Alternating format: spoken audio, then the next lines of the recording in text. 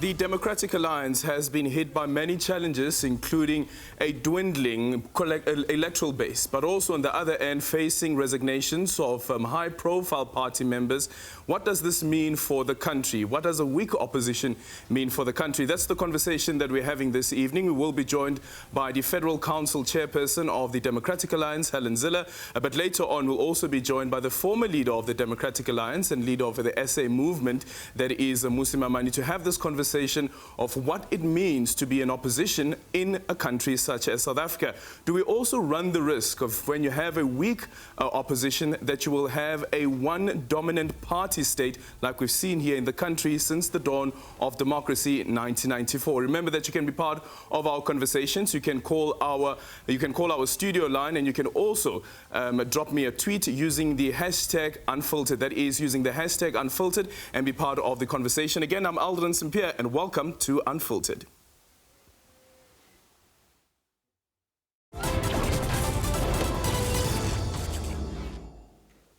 Okay, and remember that you can be part of the conversation. Let me just quickly give you that studio line again. That studio line being 011-714-5859. Let me just quickly tell the operators to make sure that the number is on the screen. There it is over there. That is 011-714-5958, 011-714-5958, also 011-714-5877, 011-714-5877. Let's welcome Helen Zille to the conversation. Helen, good evening and welcome to Unfiltered. Good evening, Aldrin. It's good to be with you. Thank you so much for making time for us. How would you describe the state of opposition politics in South Africa? Well, opposition politics in general, I'm not prepared to speak about. I can speak about the DA. Sure. That is the party that I bear partial responsibility for. And the DA has been fixing itself and growing stronger since 2019. And all the indicators are on the up and up. So I'm very pleased about that. What sort of indicators are those? Well, you look at the by-election trends overall. Let me just give you an example.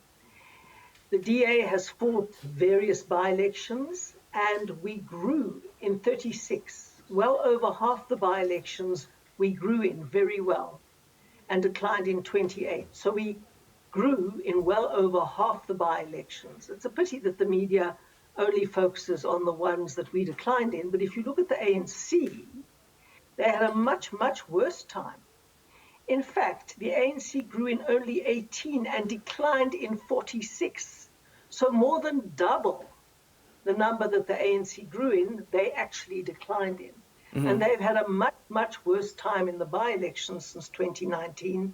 But it's sad that the media never reflect that. They always reflect on anything negative that happens with the opposition, but they don't understand or seem to be able to analyze the trends. Mm-hmm.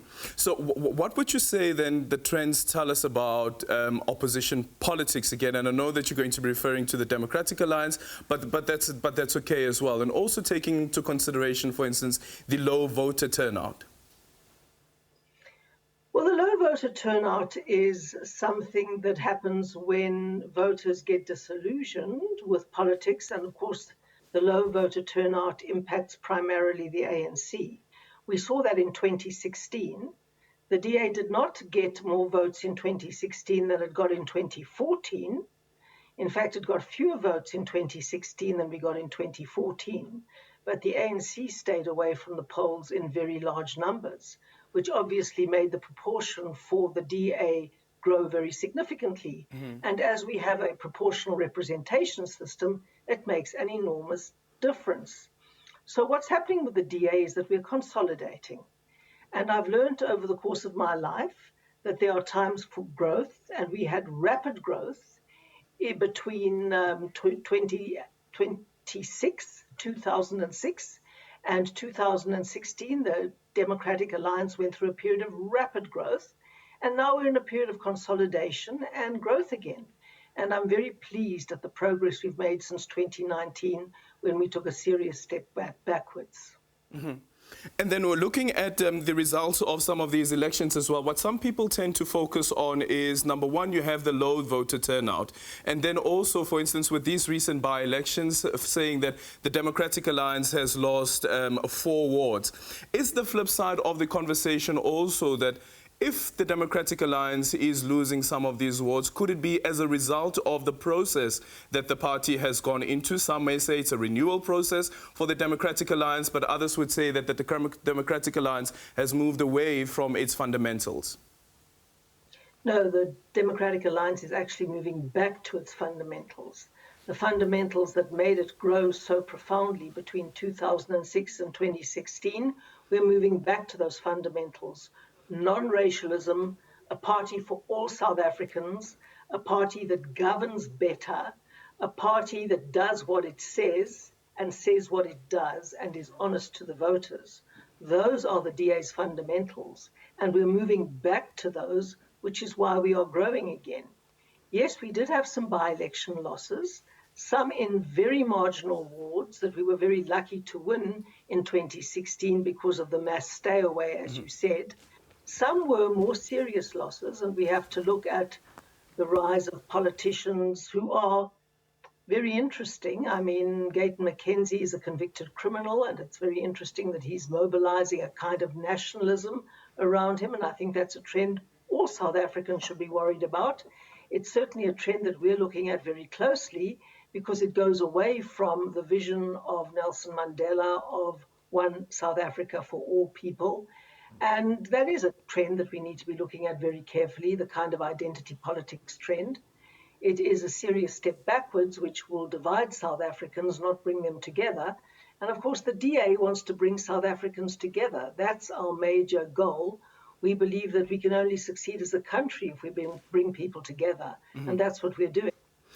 And speaking about that nationalism, what we saw during the 2019 elections, there was a conversation that was had as well, speaking about how, for instance, the Freedom Front Plus was able to make inroads in some areas where it's believed that the Democratic Alliance had a stronghold. Do you think that you'll be able to reverse that? Well, the reason that we had those reverses was that the DA was not true to its vision of being a party for all South Africans. We judged people on the basis of the color of their skin, not the facts and not the content of their character. And people who vote for the DA want a South Africa for all, want a South Africa in which people are judged on the content of their character, not the color of their skin. And when we did the opposite, people abandoned us. And we're getting back to our roots now and doing what we should always have remained true to. And why then didn't you contest some of the by-elections in Tshwane? I read a report saying that the Democratic Alliance decided not to contest some wards in Tshwane because it is considered to be townships, and therefore the party wouldn't try and pursue votes there. Nonsense. We pursue votes everywhere. But when you've got limited resources, you basically take strategic decisions. I mean, we are the only party, Aldrin, that can win against the Freedom Front Plus and the ANC in the same town. We won Ward 3 from the ANC, and we won Ward 92 and various others from the Freedom Front Plus. We're the only party for all South Africans that are bringing all South Africans together into the same party and beating the onslaught of nationalism from the right and the left. Okay, when we come back, we're taking your calls on 011-714-5958 or 011-714-5877. We're in conversation with Helen Zille, the chairperson of the Democratic Alliance's Federal Council.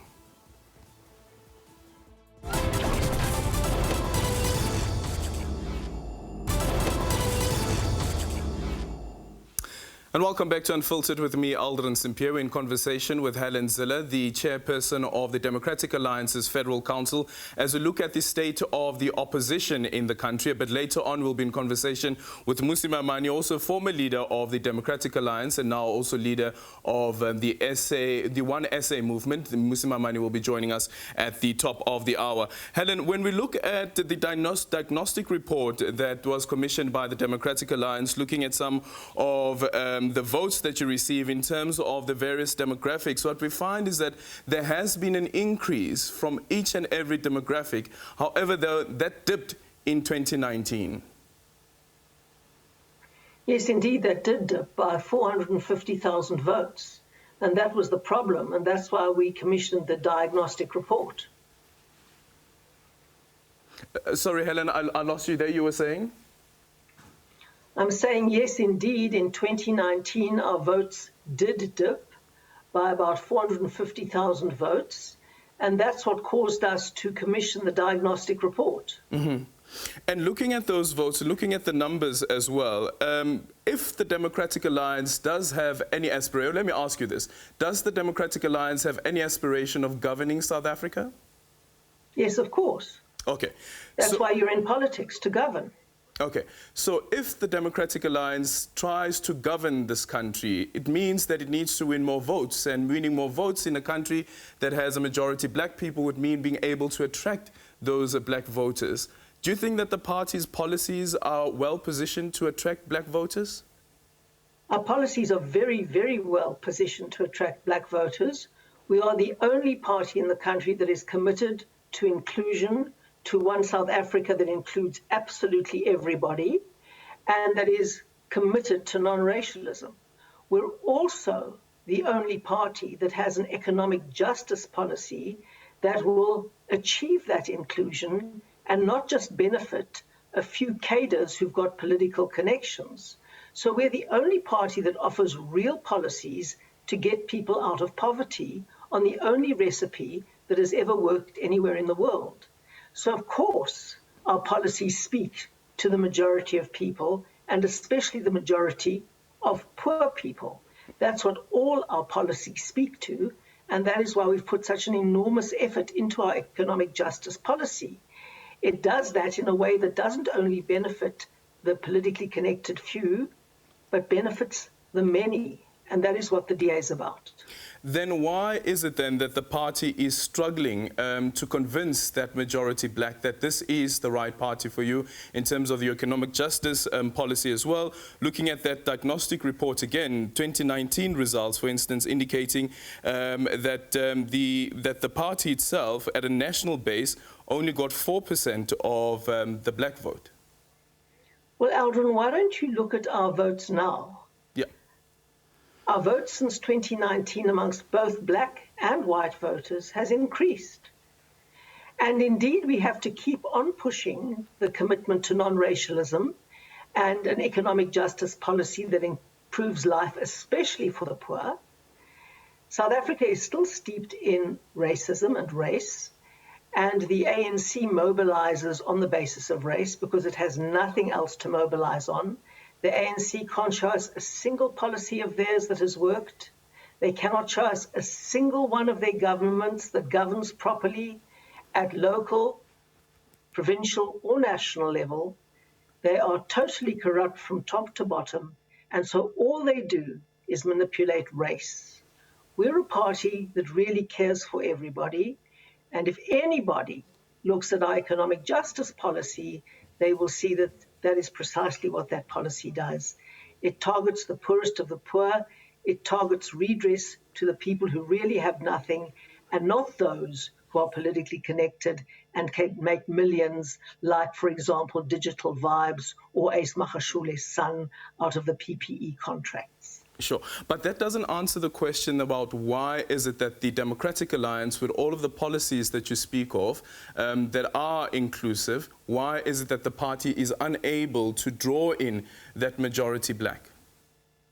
Well, we are growing tremendously. We're the only party that has grown in every single election except 2019. And of course, we're the only party that looks inward and asks ourselves, why did we lose ground in 2019? And then we're the only party that takes corrective action.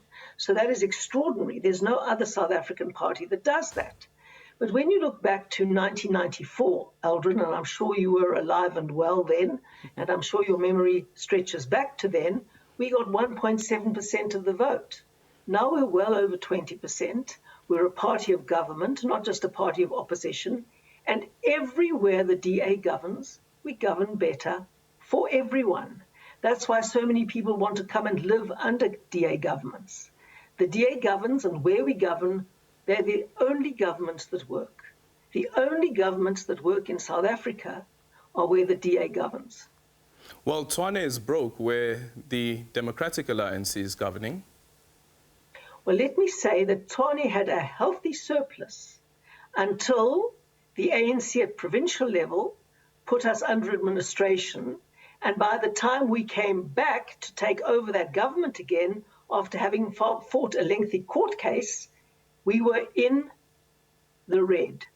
That is a consequence of the time that the ANC took over, looted the coffers, and now we have to recover again. Do you have evidence of the coffers being looted? Any cases that you've opened? Well, of course. I mean, you go and look at the numbers. Tshwane was very nicely in the black.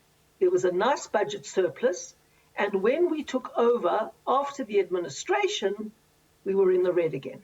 Mm-hmm. Okay, let's quickly then speak about the resignations that you've experienced in the party. And this is nothing new. All political parties go through this. Do you have an understanding of why you're seeing so many resignations, especially from your more senior leaders?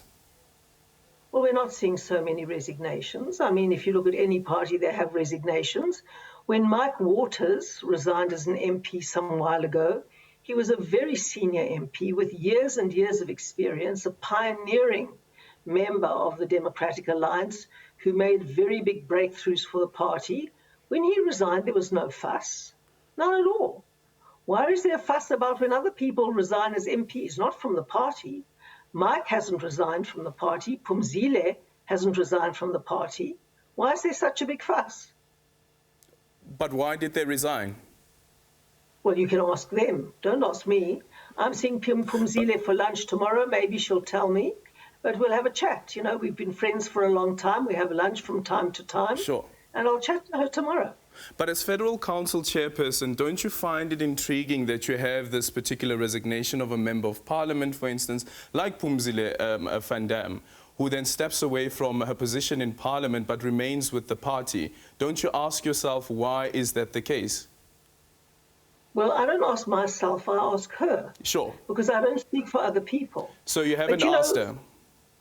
I'm asking her tomorrow. As I said, I'm seeing her for lunch tomorrow. And this would have been 2 weeks after she resigned? Well, the bottom line is, did you ask these people why they stayed? Solly Msimanga, Jane Sitole, Ngababanga, Siviwe Gwahube, Zakele Mbele, Baxolile Nodada, Solly Malatsi, Isaac Setlolo, Mimi Gondwe, Hlanganani Gumbe, Neba Hinana, Angel Khanyile, Sibongiseni Ngoko, Simakalen Kopane, Tamsanga Mabela, Cholofelo Botlani, Mandlenkosi Mabika, Tembekile Majola, Bridget Masango, Loyolo Mpiti, Noko Masipa, Tandeka Bababane, Tepo Mhlongo, Nomsa Machesi, and I can go on and on and on. They're all black MPs or MPLs of the Democratic Alliance. They didn't resign. So, sorry, you're saying they didn't? Resign. They didn't resign. Okay. I just got a message now that... What I'm saying is... Okay, let me just quickly go to a quick ad break, Helen, and then when I come back, then you'll be able to elaborate a bit further on that. We're going to go to a quick ad break. We continue our conversation with Helen Zille just after this.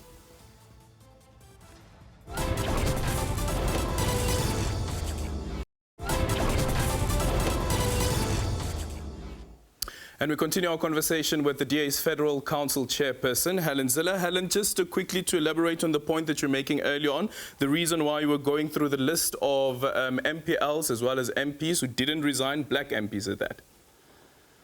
Well, of course, I'm saying that there's a huge fuss about one person, but scores and scores of people continue doing their jobs, continue being absolutely committed to the values and principles of the DA. And the media pretends that the whole thing is collapsing. Not at all. There's scores and scores of black MPs and MPLs and leaders of this party who are doing their job every single day. Mm-hmm. And, you know, people can resign. When Mike Waters resigns as a parliamentarian, there's no fuss at all. No one makes mention.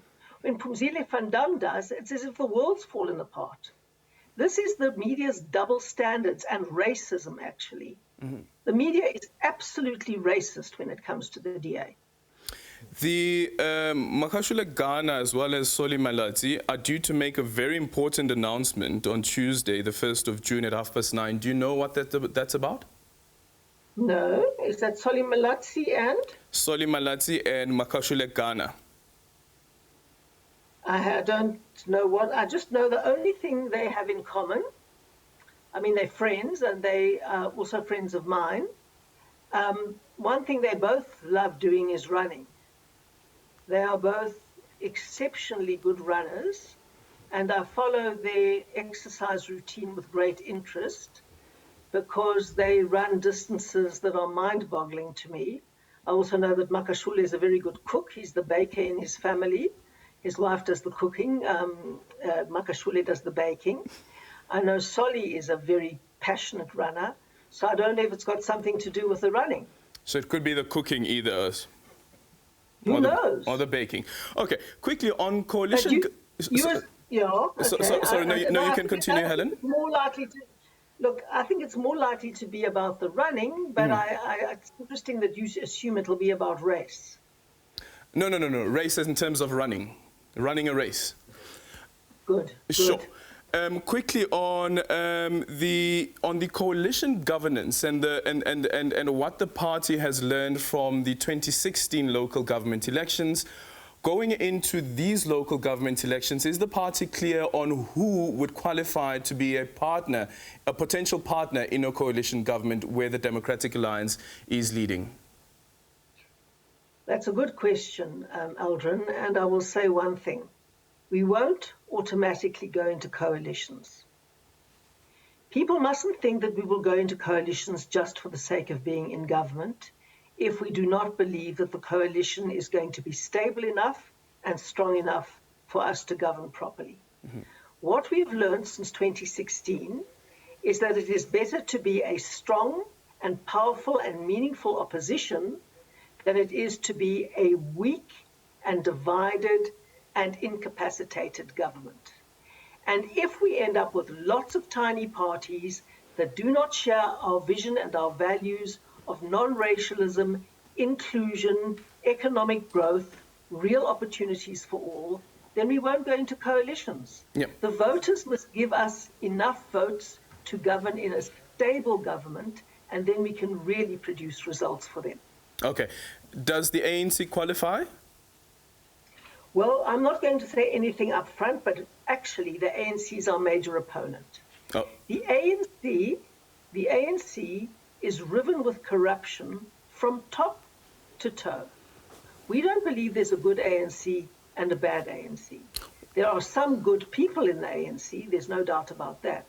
But the ANC as an organization cannot be saved and cannot be salvaged. It is corrupt from top to bottom. Well, John Steenhuisen believes that there's a good ANC, like the one that's led by Cyril Ramaphosa, the faction that's led by Cyril Ramaphosa. But then on the EFF, is the EFF a potential candidate? Well, the EFF are racist, pure and simple. And we don't want to partner with racists in any way at all. We want to be amongst people who want one South Africa for all, who want a vision that says everybody matters and that South Africans need to work together to make South Africa succeed. Those are the people that we want to work with. So is it a yes to the ANC or potential yes to the ANC, or is it a no to the ANC? No, it's not. Is it a no or is it a yes? I'm not the leader of this party, number one. Number two, when you are going into local government coalitions and elections, it depends from place to place. It depends who's the worst and what kind of coalitions you have to do to keep out the worst. I mean, if you're wanting to keep out a corrupt and racist party, then you may go into coalitions with people that you might otherwise not want to go into coalitions with. But the bottom line is this: we would rather be a strong opposition than be in a weak and incapacitated government that can't govern. Okay, thank you so much, Helen Zille, the DA's Federal Council Chairperson. We've come to the end of that conversation with Helen Zille. When we come back, we're in conversation with Musi Maimane.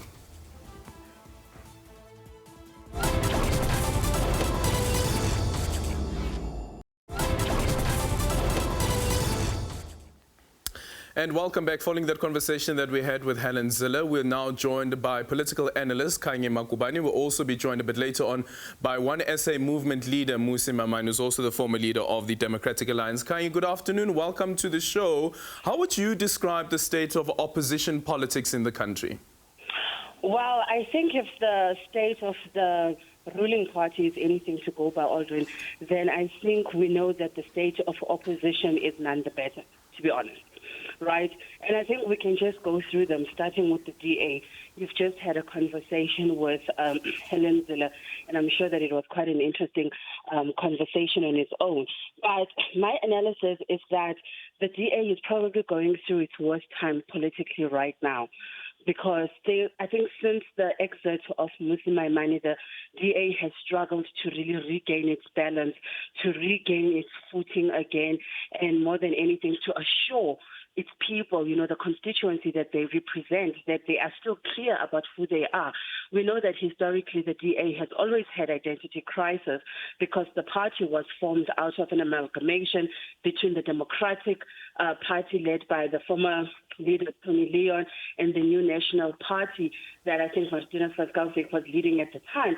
So already you had competing political ideologies from your extreme right to your center left, and I don't think that the DA, has ever been in a better position as when Musi Maimane was its leader, because finally they had some kind of a focus of bringing in a black electorate, of bringing in a black voter to grow its base, and that happened. Subsequent to that and the exit of Umashaba and Musi Maimane, we saw John Steenhuisen coming in and Helen Zille just shortly. And since then, the DA has been riddled with infighting. Phumzile van Dam has left. A number of leaders, Matekizela, have been exposed. Natasha Mazzoni herself exposed, for academic, I don't even know, compromise-wise. So, the list goes on. However, the scary part is that we have local government elections staring at us in the face. And this is not the time for political parties, whether opposition or major parties, to be going through internal politics as they are. I feel like everybody has taken their eyes off the bigger picture, and we'll wake up in September, we'll wake up in August and realize that we have elections, and now we must try and convince an electorate and constituents that we have the capacity to lead them. That's my biggest problem currently, Audrey. Okay, now we are now going to be in conversation with the leader of the One SA movement, Musi Maimane, joining us via Skype. Thank you so much, Musi, for making time for us this evening. How would you describe the state of opposition politics in the country? Good evening, and good evening to fellow South Africans. I think more than anything, I think the body politic in this country has failed the citizens of our nation. We are all beset on the fact that we got no vaccines, we got unemployment. It seems to me on a broad scale that there's a broad failure of governance. And within that context, the opposition parties, not only have they failed to offer an alternative, but have failed to rise to the challenge of going, how do we give leadership to society? And giving leadership to society is not only just being able to pontificate about alternatives only in Parliament, but it's really being about back in the grassroots level with citizens. Whereas we saw in Mangaung, people are standing up going, we'll take matters into our own hands, whether it's in Grahamstown.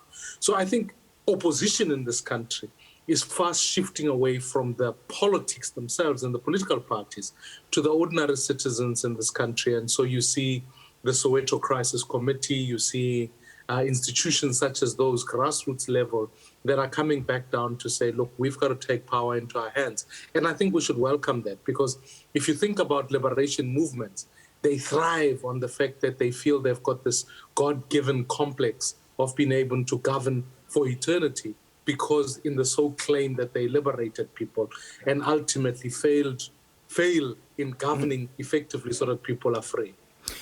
For you personally, Musi, as somebody who has led a opposition party, not just any opposition party, the main opposition party, the official opposition party in the country, what is it that we as observers of politics don't probably understand or appreciate when it comes to that leadership role that is played by the opposition itself? Because it can't all just be all bad and gloomy.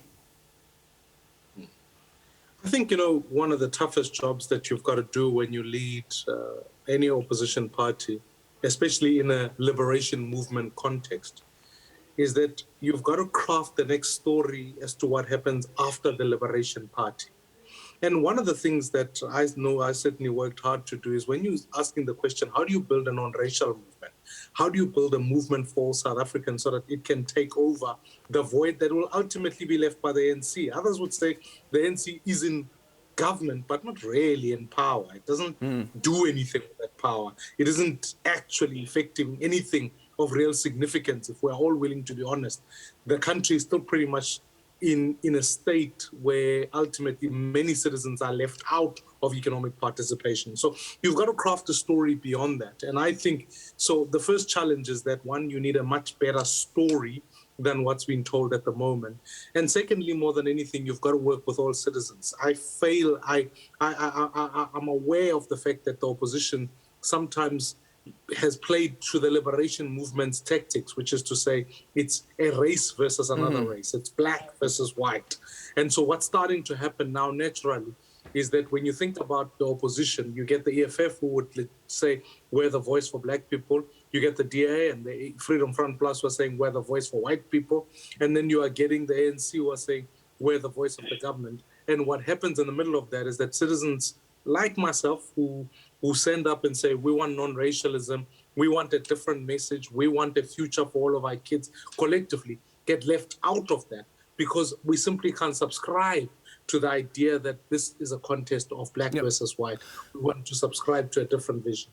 And Kanye, why would you say we have failed to, I don't know, to move out of that particular space where race is such an important issue and also tend to inform how people vote? And looking, for instance, at the Patriotic Alliance and its performance in Eldorado Park, for instance, and the party says that we are the voice for the colored people, unapologetic about that. And this is to the point that Musi Maimane now raises as well, that you have the EFF that would argue and say that we are the voice for the black and the marginalized. Well, I think that, what we're seeing through the Patriotic Alliance and what the EFF is doing is that we are starting to get into the area of localized politics, where people are clear as a party. For instance, you listen to Gayton McKenzie. When he speaks, he's very clear about articulating the local issues that are affecting people of El Dorado, for instance. He's very clear about dealing with gangsterism. He's very clear about cleaning up the streets. He's very clear about making communities safe.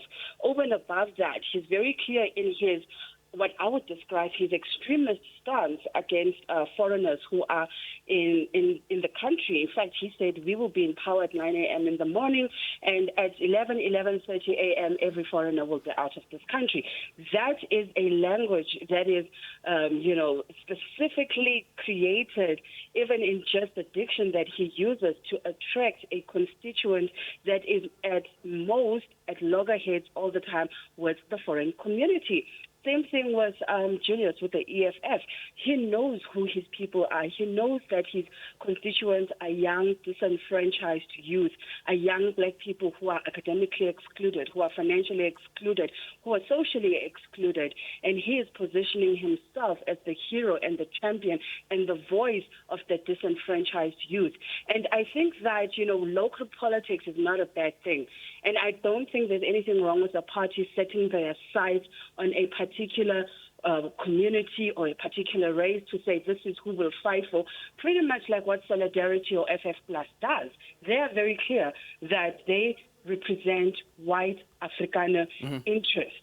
And I think perhaps through that, perhaps through localized politics, because remember, local councillors are the people you run to when something goes wrong in your community. Local councillors are the people you march against when there's no water or electricity or streets. What's happening in the National Assembly is sometimes too far removed, from the ordinary man on the street. So perhaps the future and the future growth of South African politics is localized politics. But does localized politics mean identity politics? Well, that can be structured as such. Remember, there are subcultures in South Africa. So a political party can choose who they represent. They can choose along racial lines. They can choose along gender lines. They can choose against class lines. They can choose against sexual orientation lines. The list is endless in terms of how I choose who I represent. Okay, Musi, what's your take on that? Also on the basis of, for instance, coalition governance, and people are saying that that is the future of the country. And earlier on I was asking Helen Zille about where the Democratic Alliance stands around a coalition, for instance, with the ANC and with the EFF. And she was outright saying that with the EFF, they are racist. Well, I think first and foremost, I want to affirm the point about localized democracy. I think that that's an important dynamic, and that's why, even from a One South Africa movement point of view, we've wanted to say, how do we set up organizations and municipalities that can give power back to the people? Where I vehemently disagree is that if you then begin to bring political ideology as a function of biological features, what you then end up doing is that then you delegitimize the very essence and the exercise of democracy. Because what you then must then say is that let's take the census results and those become the election results. Now, you can't have that in a democratic state simply because it moots leadership. When somebody stands up and says, I want to lead these people because of this race, that is actually the currency of what populists do. It's what presidents Trump and the global phenomena of people who have said, I'm only for these people. And then eventually you are against foreigners because you are for this group of people. And it's a natural trend towards building a new form of separate development. Because then in a majoritarianism culture, the winners do take all. So it's only a matter of time before I say, well, the blacks have won, or the whites have won, or the coloreds have won. And that cannot be sustainable for democracy. What we need is leadership that articulates a future. I think part of my frustration, or my bigger frustration with the body politic at the moment is that whilst people identify problems of their communities, they fail to offer solutions that speak to society in general. Why are we not actually holding the president to account as to where is the vaccine program and why are its problems not being articulated? That is the job of government, and being able to go, if we were in charge, this is how we would roll out vaccines as an argument, and then begin to pilot some of those models. And then in other instances, being able to go, why are we not debating models of education, the economy? Because those are issues that affect society in general. But when you say this only issue is only affecting this race or that race, you truly enter into politics of identity, and those become dangerous over a long period of time. What about the role of the media in this democracy and being able, for instance, to elevate those type of conversations, a conversation that says that this particular party stands on, this is where this particular party stands when it comes to this particular policy, this is the alternative that they offer. What I find is a lot of the time we tend to focus a lot on the internal politics of the party, which doesn't necessarily have an impact on the person right there at the bottom, the one who wants to make sure that the tap opens in the morning before they go to work. Well, I think there's an old dictum in media that says if it bleeds, it leads, right? So conflict seems to sell newspapers, or it sells whatever, it sells stories. And intra-party conflict is even the juiciest of the lot, because then it creates the salacious news. But I think one of the things that we've got to do in reforming the media, that's why I'm very pro the view of direct democracy and independent candidates, because then I think people will have to get elected not because they come from a particular faction, but because they stand for something and are fighting for something within that community. And what then the media does is that it puts a magnifying glass on those issues, rather than simply saying, well, this is what is happening intra-party. Secondly, I think the reason we've got to reform our Electoral Act is because if the president was directly elected by the people, then we don't all have to lie at home wondering what's happening at the NEC to figure out who's going to be the president, where the president is going to stay or go, i.e. President Mbeki or President Ramaphosa or whoever is suspending who.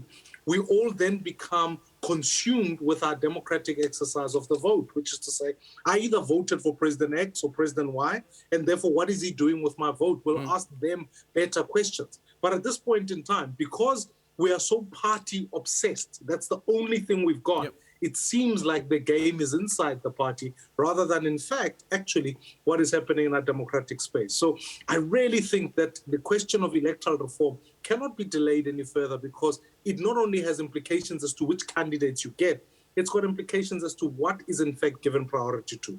The last point I want to make is this, is that I'm grateful to be on this platform as the public broadcaster, because there are a lot of public issues that need to be ventilated.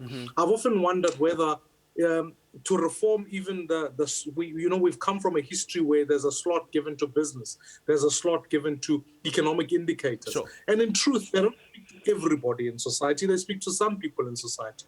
But I wonder if we created a slot for local government to say, this week we're going to talk about Johannesburg, because let's ask the people of Joburg what is going on with them. And then next week we'll talk about another metro, etc. Because then suddenly somebody is sitting at home, not only watching economic or business indicators, but they're also watching to say, this city is without water, that city is captured, this city is without basics, etc., etc. So I think we have to not only think about the programming we put to enhance democracy, but it's also the candidature as to where it emanates from, rather than factional battles. Kanye, just quickly, I'd like you to reflect on that as well, the role of the media in strengthening this democracy, as somebody who has been in this space as well. Well, I think the first thing that needs to happen is that journalists and politicians need to get out of bed with each other. Okay, because embedded journalism, I think, is the quickest and most surefire way of killing a robust media that is independent, that is critical, and that is rebellious, and that is reporting without any fear or favor. Because remember, the primary objective of the media is to serve the public interest. So at any given time, the media has a responsibility to report what is in the public's interest. And we as journalists, you know as well, most journalists are underpaid and overworked. They are stressed.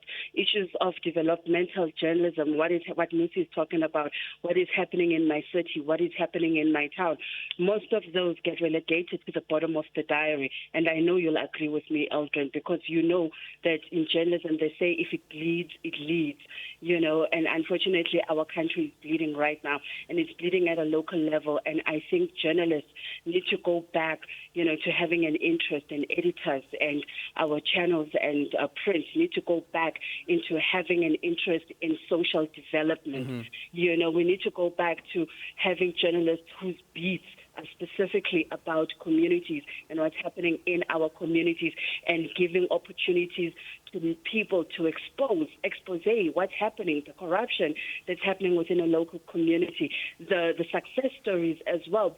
People who say, I didn't have water and I had it now, and this is what it took for us to get here. People who didn't have streets and they're like, now we have a tarred road, now we have street lights, and it took the effort of this street committee to get this done.